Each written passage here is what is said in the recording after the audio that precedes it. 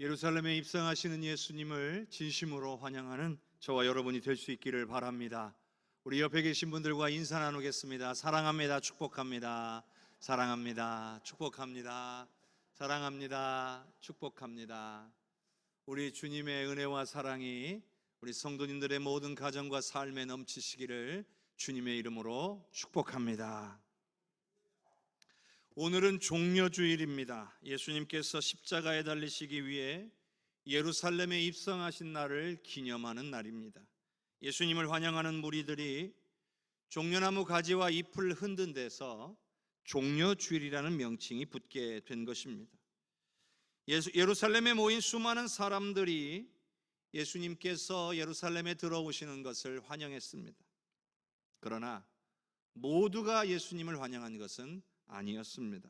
어떤 이들은 예수님의 등장을 매우 불편하게 여긴 사람들도 있었고요, 어떻게 하면 예수님을 죽일 수 있을까 생각하는 사람들도 있었습니다. 그리고 예수님을 환영했다고 해서 꼭 좋은 것만도 아니었습니다. 왜냐하면 예수님께서 앞으로 행하실 모습과 환영하는 무리들의 기대가 서로 달랐기 때문입니다.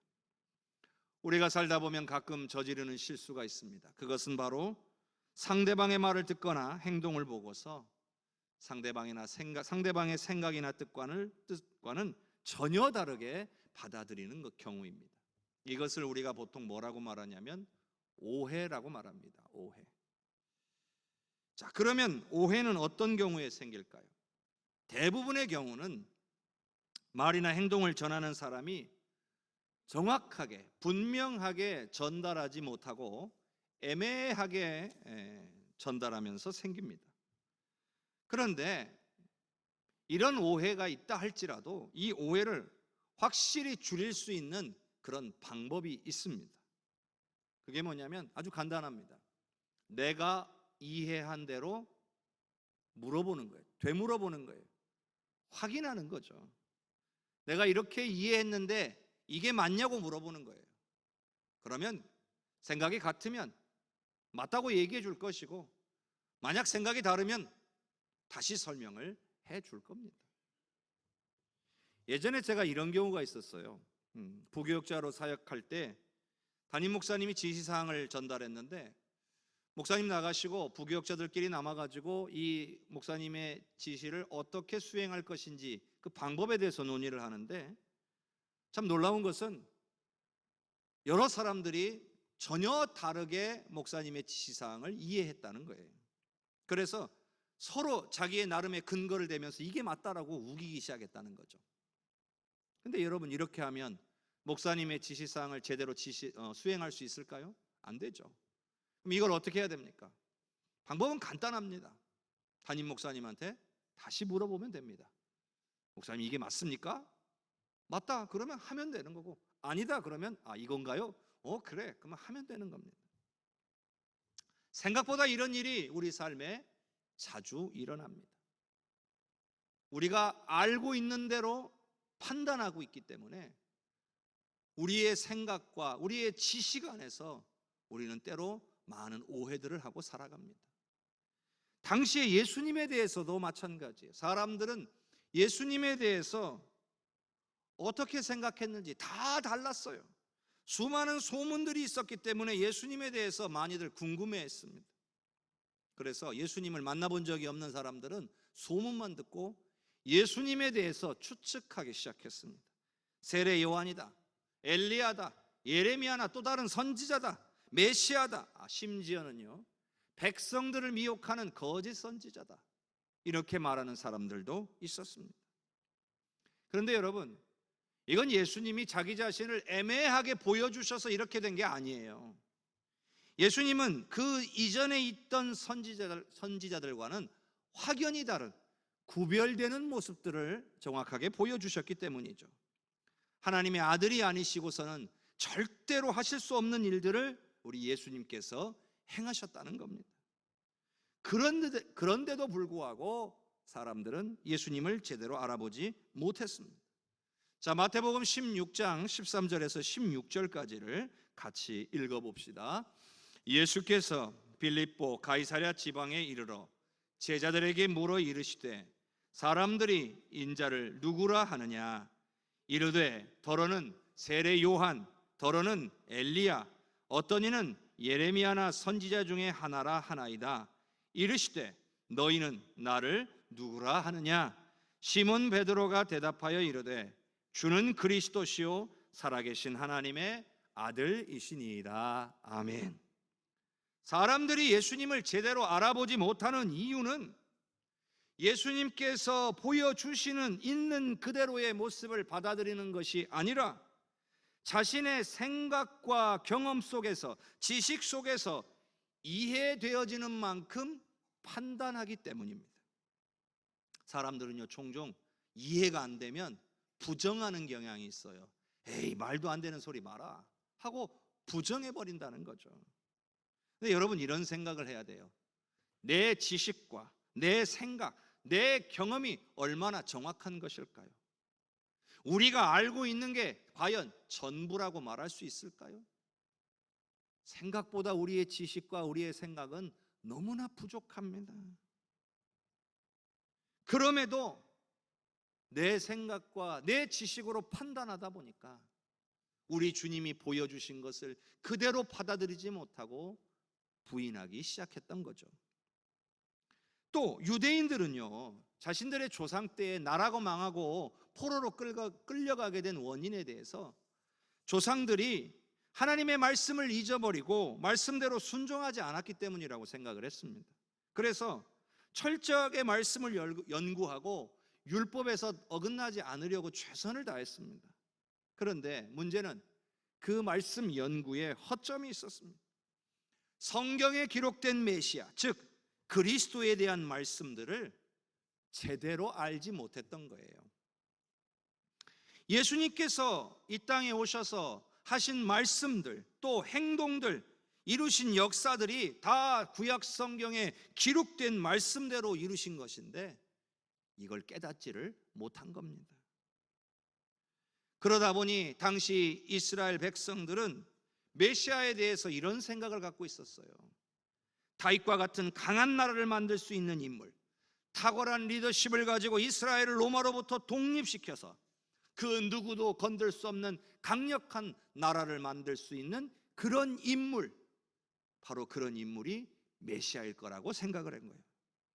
나라가 많고 수백 년 동안 강대국의 식민지 신세를 벗어나지를 못하니까 이런 열망은 더욱 거세져 갔던 겁니다. 그런데 예수님은 이들의 기대나 믿음과는 달랐습니다. 예수님은 로마하고 대적할 생각도 없으셨고 로마로부터 이스라엘을 해방시킬 생각도 없으셨고 또한 이스라엘의 왕이 되실 생각도 없으셨던 거예요. 그러니까 이스라엘 백성들은 메시아에 대해서 잘못 알고 잘못 믿고 있었던 거예요. 예수님은 온 인류의 죄를 대신하여 십자가의 죽으심으로 믿는 자를 죄에서 구원하시는 메시아로 오셨기 때문입니다. 예수님은 철저히 하나님의 말씀에 순종하셨고 하나님의 때를 기다리셨습니다. 물론 예수님께는 이스라엘을 로마로부터 독립시킬 능력이 얼마든지 있으셨습니다. 이 세상의 왕인 이스라엘의 왕이 되는 것도 얼마든지 원하기만 하면 되실 수 있었습니다. 그런데 우리 예수님은 단지 이스라엘 백성들만의 구원자가 되기 위해서 이 땅에 오신 것이 아니었습니다. 당시에 이스라엘 백성들이 착각한 것이 있는데요, 하나님이 자신들만의 하나님이라고 생각하는 거예요. 하나님께서는 자기 자신들만을 구원하실 거라고 생각했습니다. 그렇게 생각하니까 로마는 적이에요. 로마는 적일 수밖에 없는 거예요. 그러니 그들로부터 해방되어야만 하는 거죠. 그러나 하나님은 이 땅 모든 생명들의 하나님이신 줄로 믿습니다. 하나님이 이 세상 모든 만물을 창조하셨습니다. 그러니 이 세상 모든 만물의 하나님이셔야 되고 이 세상 모든 만물을 구원하셔야 했던 것입니다. 이스라엘 백성들은 단지 모든 인류를 구원하기 위한 구원의 통로, 축복의 통로, 은혜의 통로가 되어야 했던 거예요. 그런데 그것을 깨닫지 못하고 큰 오해를 하고 있었죠. 예수님께서 예루살렘으로 입성하실 당시에 이러한 예수님의 뜻과 마음을 이해하고 있었던 사람은 거의 없었다라고 봐야 합니다. 사람들은 예수님을 자신들을 로마에서 구원하실 왕으로서 환영하고 있었지만 정작 예수님 자신은 온 인류의 죄를 해결하기 위해 십자가에 죽으러 들어오고 계셨기 때문이었습니다. 자, 마태복음 21장 1절과 2절을 같이 읽어봅니다. 그들이 예루살렘에 가까이 가서 감람산 벳박에 이르렀을 때에 예수께서 두 제자를 보내시며 이르시되 너희는 맞은편 마을로 가라. 그리하면 곧 매인 나귀와 자기 새끼가 함께 있는 것을 보리니 풀어 내게로 끌고 오라. 여러분, 벳박의 정확한 위치는 알려져 있지는 않지만 베다니와 예루살렘 사이에 위치한 마을로 보입니다. 베다니와 예루살렘 사이의 거리가 대략 한 2km쯤 된다고 하니까요, 벳박에는 베다니에서나 혹은 예루살렘에서 약 한 20분, 사람이 걸어서 갈 수 있는 거리로 한 20분 내외의 거리였을 것으로 추정하게 됩니다. 베다니에서 출발하신 예수님, 길을 가다가 제자 2명을 시켜서 벳박의 맞은편에 있는 마을에 가서 나귀 새끼를 끌고 오도록 하셨고, 거기서부터 나귀 새끼를 타고 예루살렘으로 향하고 계십니다. 나귀 새끼를 타신 예수님의 모습, 이 모습은 사람들이 기대했던 모습과는 전혀 다른 것이었습니다. 말을 타고 개선장구처럼 힘차게 들어오신 것이 아니었기 때문이죠. 볼품없는 나귀 새끼를 타고 아주 천천히 들어오고 계셨던 것이죠. 자, 마태복음 21장 4절과 5절을 같이 읽어보겠습니다. 이는 선지자를 통하여 하신 말씀을 이루려 하심이라. 일러스되 시온 딸에게 이르기를 내 왕이 내게 임하나니 그는 겸손하여 나귀 곧 멍에 매는 짐승의 새끼를 탔도다 하라 하였느니라. 예수님은 성경에 기록된 대로 행하셨습니다. 그러나 사람들은 이 모습이 바로 메시아의 모습을 나타낸 것이라고 제대로 믿지 않았습니다. 왜 그랬을까요? 그건 자신들이 바라는 메시아의 모습이 아니었기 때문이죠. 그래서 아예 생각조차 안 한 겁니다. 왜 예수님이 나귀 새끼를 타고 들어오셔야 하는가? 나귀 새끼를 타신 그 의미조차도 전혀 알지 못했던 것입니다. 말씀을 보면 예수님은 겸손하여 나귀 새끼를 탔다고 하였습니다. 왕으로 군림하기 위해서 우리에게 오신 것이 아니라는 뜻이죠. 오히려 낮아지고 섬기기 위해서 겸손함을 택하셨다는 겁니다. 우리들을 죄 가운데 살리시기 위해서 하늘 보좌를 버리시고 인간의 몸을 입고 이 땅에 오셨음을 의미하는 거예요. 자, 빌립보서 2장 6절에서 8절까지의 말씀을 같이 읽어봅시다. 그는 근본 하나님의 본체시나 하나님과 동등됨을 취할 것으로 여기지 아니하시고 오히려 자기를 비워 종의 형체를 가지사 사람들과 같이 되셨고 사람의 모양으로 나타나사 자기를 낮추시고 죽기까지 복종하셨으니 곧 십자가의 죽으심이라. 아멘. 여러분, 이것이 예수님이 보여주신 겸손의 의미입니다. 그리고 그 겸손의 결정판이 바로 십자가의 희생인 것입니다. 성도 여러분, 우리 예수님께서는 저와 여러분을 죄 가운데서 살리시려고 이런 말도 안 되는 엄청난 희생을 하셨다는 것입니다. 하늘 보좌를 버리시고 인간의 몸을 입고 낮아지셨다는 거예요. 여러분, 예수님이 우리에게 빚진 것 있습니까? 없잖아요. 이렇게 안 하셔도 할 말이 없어요. 그럼에도 불구하고 우리를 위해 이렇게 기꺼이 낮아지셨다는 거예요. 겸손해지셨다는 거죠. 그러므로 우리는 이 사랑을 받아들여야 합니다.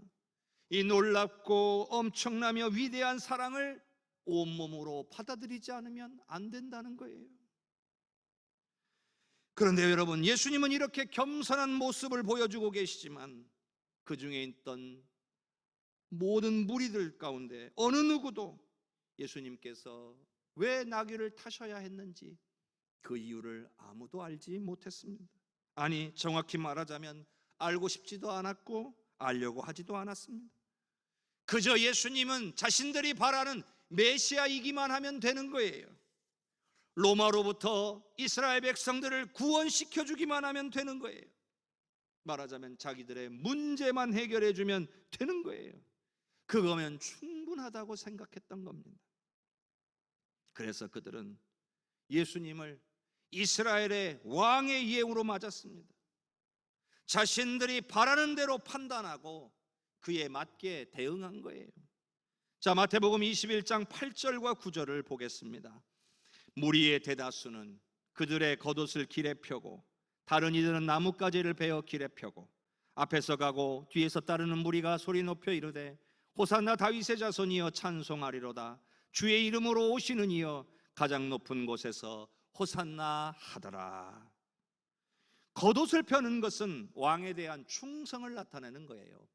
열왕기하 9장에 보면 예후가 왕이 될 때에, 북왕국 이스라엘의 왕이 될 때에 이와 비슷한 모습이 나와요. 예후를 왕으로 인정하고 받아들일 때 자신들의 옷을 그 앞에 벗어서 예후 앞에 깔고 나팔을 불면서 예후를 자신들의 왕이라고 선포하기 시작했습니다. 이와 똑같은 모습으로 예수님을 왕으로서 대우한 거예요. 또한 말씀에는 나뭇가지를 베어 길에 폈다라고 되어 있죠. 요한복음에 보면 이 나뭇가지가 바로 종려나무가지라고 표현하고 있습니다. 그런데 보통 이 종려나무가지는 보통 승리의 상징이었습니다. 그래서 주로 왕이 지나가는 길에 펴놓거나 그것을 들고 흔들었다라고 합니다. 그러니까 이 또한 예수님을 이스라엘의 왕으로서 대우한 겁니다. 또한 무리들이 호산나 다윗의 자손이여 라고 외쳤습니다. 다윗의 자손이라는 이 표현 역시도 다윗 왕의 후손으로서 메시아를 표현하는 말임과 동시에 왕으로서 대우하고 있는 그런 의미를 가지고 있는 거예요. 또 마지막으로 찬송하리로다. 주의 이름으로 오시는 이여 가장 높은 곳에서 호산나라고 하는 이 외침은 시편 118편에 나오는 내용이에요. 시편 113편부터 118편까지는 6월절 절기 때에 낭송하던 시예요. 정기적으로 이 시를 낭송했어요. 그런데 여러분, 6월절이 무엇을 기념하는 절기입니까? 바로 애굽에서 해방되어 나오던 날을 기념하던 절기예요. 애굽으로부터 나온 것처럼 로마로부터도 해방되기를 기대하는 그 소망이 담긴 표현이라고 할 수가 있겠습니다. 이처럼 수많은 무리들이 예수님을 앞서가며 뒤따르며 예수님을 왕으로 환영하고 있었던 거예요. 이스라엘의 왕으로. 여러분, 당시 예루살렘에는요, 학자들에 의하면 대략 200만 명 정도가 모였을 것으로 추정하고 있습니다. 그러니 예루살렘이 얼마나 떠들썩했을지 짐작할 수가 있습니다. 마태복음 21장 10절과 11절을 읽어봅시다. 예수께서 예루살렘에 들어가시니 온 성이 소동하여 이르되 이는 누구냐 하거늘 무리가 이르되 갈릴리 나사렛에서 나온 선지자 예수라 하니라. 온 성이 소동했다고 했습니다. 예루살렘에 모여든 수많은 사람들이 예수님께서 예루살렘에 들어오시는 것을 모르는 사람이 없었을 거예요. 예수님을 보거나 혹은 들었을 겁니다. 그러나 이 수많은 사람들이 있었음에도 그 어느 누구 하나 예수님의 마음을 제대로 이해한 사람은 없었습니다. 심지어 제자들도 예수님의 마음을 제대로 알지 못했습니다. 제자들이 처음에 예수님의 부르심을 받고 예수님을 따르기 시작할 때 그들의 마음은 일반 백성들과 다를 것이 없었어요. 나라의 해방과 독립을 위해 1등 공신이 될 수 있는 기회를 잡았다라고 생각했습니다. 또한 갈릴리 촌구석에서 별 볼 일 없는 존재로 살아가다가 이제 신분 상승할 기회를 잡았다라고 생각했습니다. 그래서 모든 것을 버려두고 예수님을 따르기 시작했습니다. 예수님께서 놀라운 기적을 행하실 때마다 자신들의 선택이 옳았다라고 생각했습니다. 행여 예수님께서 십자가에 죽으실 것을 말씀하실 때마다 그래서는 안 된다고 거부하기도 했습니다. 예수님께서 장차 왕위에 오르실 때 누가 더 높은 자리를 차지해야 하는지에 대해서 자기들끼리 서로 싸우기도 했습니다. 이런 생각으로 가득한 제자들이 수많은 환영 인파 앞에서 예수님 타신 나귀 새끼의 이 굽비를 잡고 과연 무슨 생각을 할 수 있었을까요? 드디어 올 게 왔다. 이제는 고생 끝, 행복 시작이다. 상상의 나래를 펼치며 행복해하고 있었을 것입니다. 이런 제자들의 모습을 보며 우리 예수님의 마음은 어땠을까요? 또 한편 이런 광경을 지켜보는 종교 지도자들이 있었습니다. 이들의 마음은 또 어땠을까요? 예수님을 죽이려고 모함했던 그 모든 시도들은 다 실패했고, 이제 수많은 군중들의 환영 속에서 예수님이 왕의 대접을 받고 입성하시는 모습을 바라보면서 얼마나 화가 났을까요?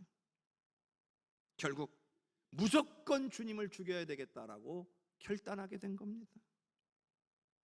성도 여러분, 저는 오늘 예루살렘에 들어오시는 예수님의 이 모습을 보면서 참 씁쓸한 마음을 갖습니다.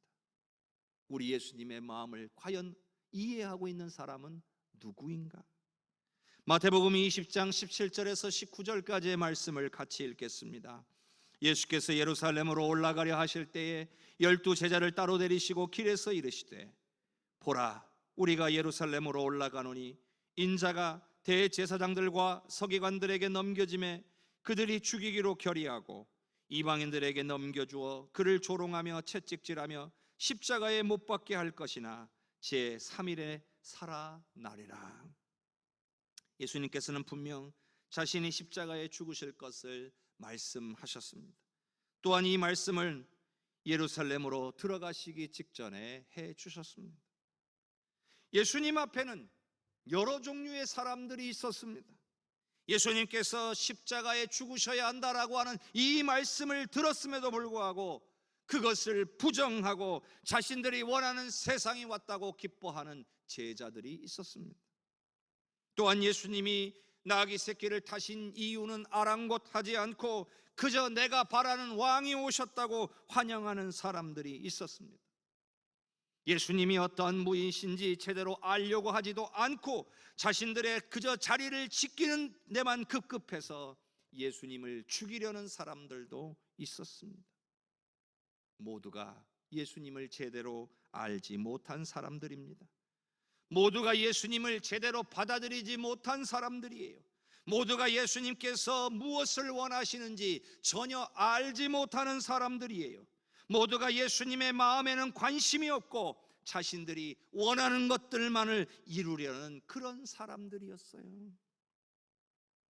여러분, 우리는 어떻습니까? 우리는 교회를 다니는 사람들이 아니에요. 우리는 교회를 믿는 사람도 아니에요. 오늘 우리는 예수님을 믿는 사람들인 줄로 믿습니다. 우리는 예수님을 믿고 따르는 사람들이에요. 여러분, 예수 믿는다는 것은요, 예수님이 어떤 분이신지를 제대로 아는 겁니다. 예수 믿는다는 것은 예수님이 우리에게 어떤 은혜를 주셨는지를 분명하게 아는 것입니다. 예수 믿는다는 것은 예수님이 우리에게 무엇을 원하고 계시는지를 아는 것입니다. 예수님을 믿는다는 것은 예수님께서 우리에게 원하시는 대로 순종하는 것입니다. 누가복음 9장 23절을 함께 읽겠습니다. 또 무리에게 이르시되 아무든지 나를 따라오려거든 자기를 부인하고 날마다 제 십자가를 지고 나를 따를 것이니라. 아멘. 성도 여러분, 여러분에게 예수님은 어떤 분이십니까? 여러분은 예수님을 어떤 분으로 고백하고 계십니까? 여러분은 예수님으로부터 어떤 사랑을 받았습니까? 여러분은 예수님이 원하시는 어떤 일을 하고 계십니까? 여러분, 이 질문에 여러분은 정확하게 대답할 수 있어야 합니다. 만일 이 질문에 대답할 수 없다면 종려주일에 예루살렘에 입성하시는 그 예수님을 잘못 알고 환영하는 저 무리들과 다를 바가 없게 되는 거예요. 여전히 우리의 삶 속에서 예수님을 십자가에 다시 못 박는 일을 하고 있는지도 모르는 거예요. 예수님은 저와 여러분을 위해 죽으셨습니다. 그럼에도 혹시 내가 원하는 것만을 얻으려고 하는 그런 신앙생활에 머물러 있지는 않습니까? 주십시오, 주십시오, 주십시오. 오로지 이게 우리 신앙생활의 전부는 아닙니까? 성도 여러분, 주님의 말씀에 순종하는 삶을 살아가시는 성도님들이 되시기를 주님의 이름으로 축복합니다.